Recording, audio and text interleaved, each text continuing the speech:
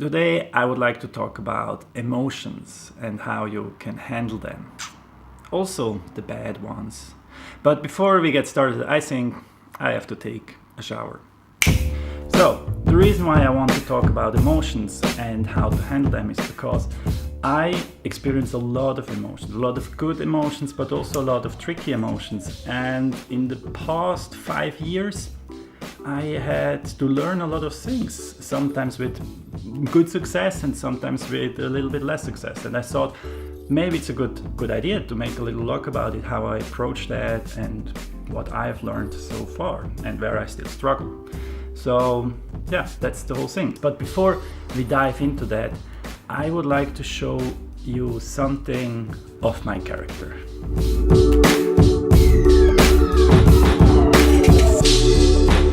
In order to show you that, I have to go back in time, and that's here.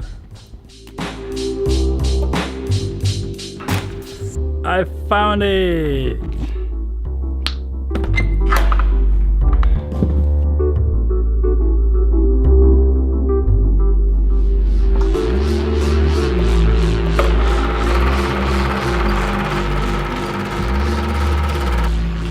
This is my brother. He was always a role model for me.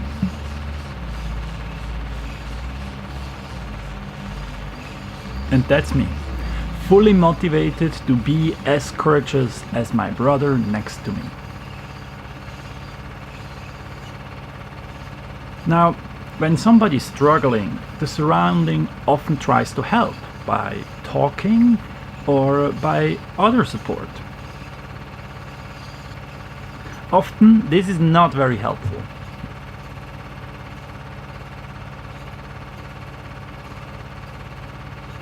Sometimes, people believe they know what's best for you and they just try to give you a hint, but that's often counterproductive.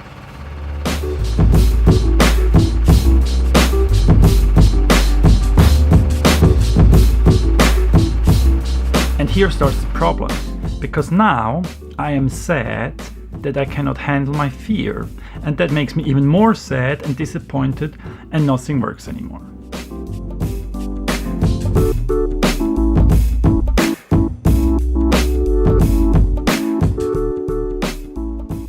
So why do I show you this?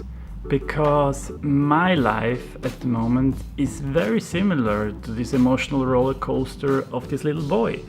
I face very fearful situations, and sometimes I really don't manage to handle them. I get overwhelmed by it, and then I get sad that I get overwhelmed by it, and I get into this cycle and just spins on and on and on, and it's not very healthy. So sometimes I get some help from my coach and therapist, and sometimes not. And there is something that I learned, which I would like to share here with you, is that you can break this spin cycle by disconnecting yourself from your emotion. That you say, I am not sad, I feel sad.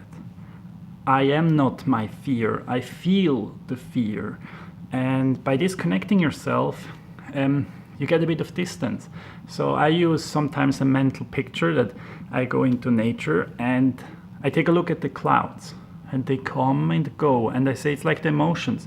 They come and they go, and it helps me to give some space to breathe. It doesn't solve all my emotional struggle, but just by disconnecting myself from the emotion, it really gives me some space to ground again and get a little bit okay, step by step mode.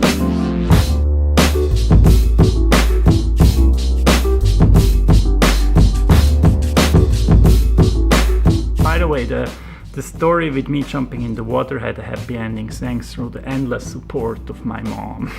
Thanks, Mom, for not giving up on me.